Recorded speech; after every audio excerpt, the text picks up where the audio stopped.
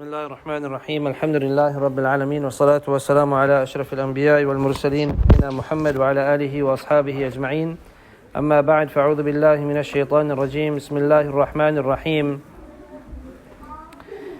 اقرأ باسم ربك الذي خلق الإنسان من علق اقرأ وربك الأكرم الذي علم بالقلم علم الإنسان ما لم يعلم كلا إن الإنسان ليطغى أن رآه استغنى إن إلى ربك الرجعى.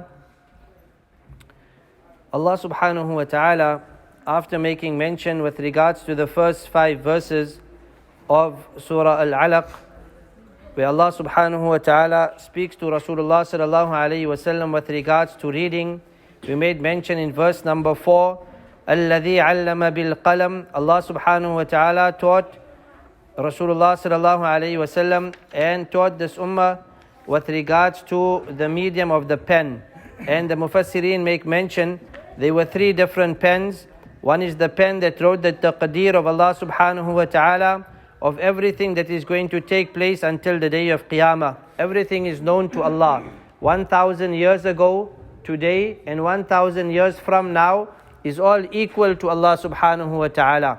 Then it's the pen of the angels that are writing on our right hand side and our left hand side.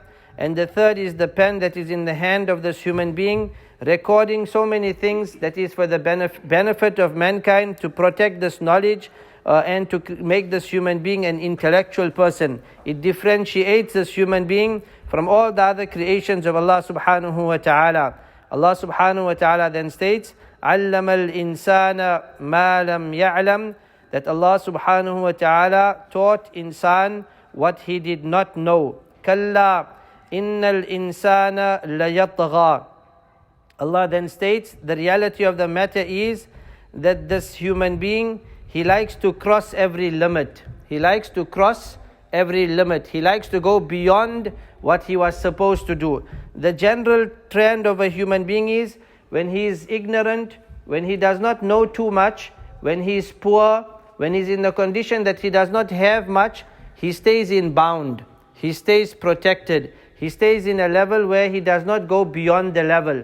But when this human being starts becoming intellectual, he starts studying, he starts gaining information, he starts now utilizing his mind to see what is right and what is wrong, or when he starts getting a little more wealth, then you see this human being starts to transgress. La yatagha.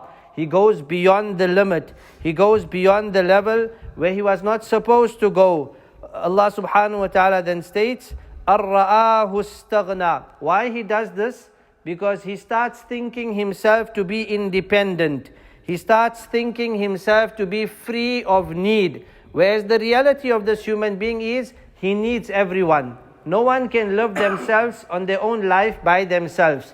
The human being is in need of everyone. Every single individual is in need of every person to make his life comfortable, to make his life beautiful, to make his life in a correct manner. A child needs other children. A boy needs other boys. A girl needs other girls. A person living in his house, he needs so many items for his house. A person needs his job, he needs so many things for his job. He wants to live a good life, he needs all the things. He thinks that he is independent, but in reality, he's not. Even if a person is a billionaire, a trillionaire, whichever person he is, he's still in need of people. He's still in need of a simple person, a carpenter, a regular grocery store, a regular shoe store, a regular clothing store, people that are manufacturing basic things. He's in need of these things, even if he is a wealthy person. إِلَىٰ رَبِّكَ الرُّجْعَى. Then Allah is saying, remember that you have to return back to Allah. Don't think you are independent. Don't think you can transgress the limits and say, I got enough money, I got enough knowledge, I can start questioning the authority of Allah, I can do whatever I want. Because in the end of the day, you have to return back to Allah. أَرَأَيْتَ الَّذِي يَنْهَى. From here, Allah subhanahu wa ta'ala to the end of the surah, and inshallah we'll try and mention it and complete it, is where Allah subhanahu wa ta'ala speaks about one day Abu Jahl stopped Rasulullah sallallahu alayhi wa sallam from performing salah. And he said to Rasulullah sallallahu alayhi wa sallam, if you dare perform salah, And this is in the beginning stage. The most of the Mufassirin state in the first 3 years, in the beginning first 3 years, Rasulullah ﷺ did not go out and give da'wah. It was very hidden, very secret. After that, the da'wah started coming out. Rasulullah ﷺ would come to the Kaaba, he would perform salah. In the beginning, Abu Jahl was not against Rasulullah ﷺ, but when he came out openly with the da'wah, then Abu Jahl came against Rasulullah ﷺ and said, if you ever perform salah, I will take my foot and I will trample it on your neck.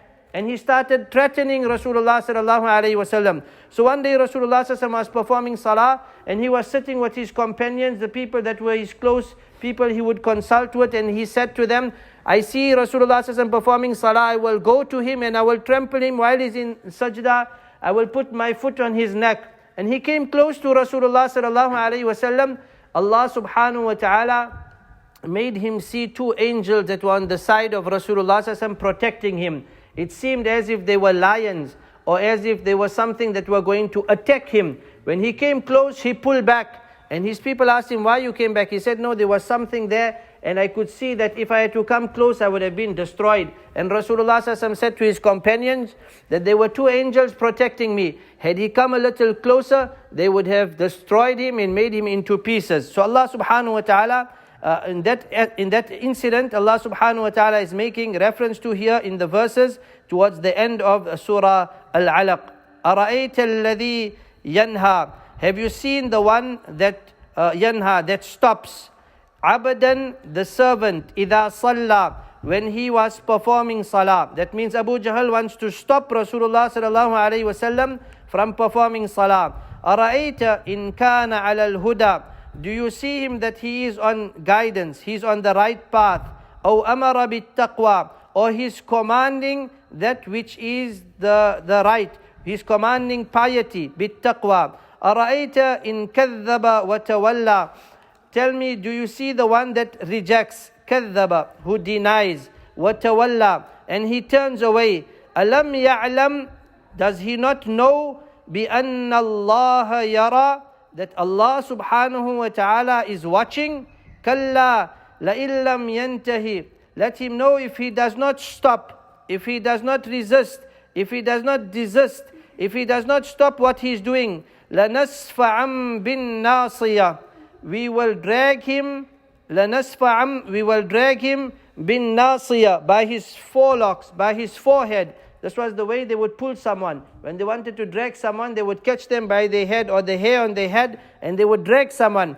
This was a humiliating way of destroying someone, or showing someone that he is annihilated and he is humiliated. So Allah said, لَنَسْفَعًا بِالنَّاصِيَةِ, نَاصِيَةٍ, such a forelock, such a forehead, كَاذِبَةٍ, which is a liar, خَاطِئَةٍ, which is a sinner, a lying, sinning forehead. فَلْيَدْعُ نَادِيَةً, let him call all his people that are with him. سَنَدْعُ الزَّبَانِيَةً, if he calls his people, we will call our guarding angels. Zabaniya were those angels that will protect. They were the angels that are around Jahannam. They are known as the Zabaniya. We will call those angels to attack him. And this last portion of the verse, this is a sajda verse. If we recite this verse, whoever hears this verse and whoever recites this verse, they need to make one sajda.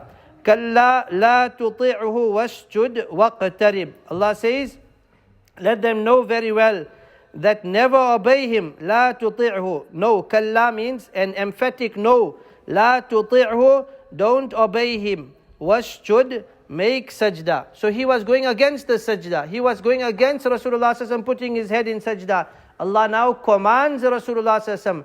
What an amr. What a command that he should make sajda. Waqtarib. And he should come close. And come close to Allah subhanahu wa ta'ala through the medium of sajda, where Rasulullah sallallahu alaihi wasallam said, no servant comes closer to Allah subhanahu wa ta'ala, more closer than the one that is in sajda while his head is prostrating in front of Allah subhanahu wa ta'ala. This is the completion of the surah. There are 14 sajdas in the Quran. If we recite these verses of the Quran, then it becomes necessary for us to make one sajda. May Allah give us the tawfiq of understanding. Jazakumullah khair. Subhanallah wa bihamdihi. Subhanakallahumma wa bihamdika.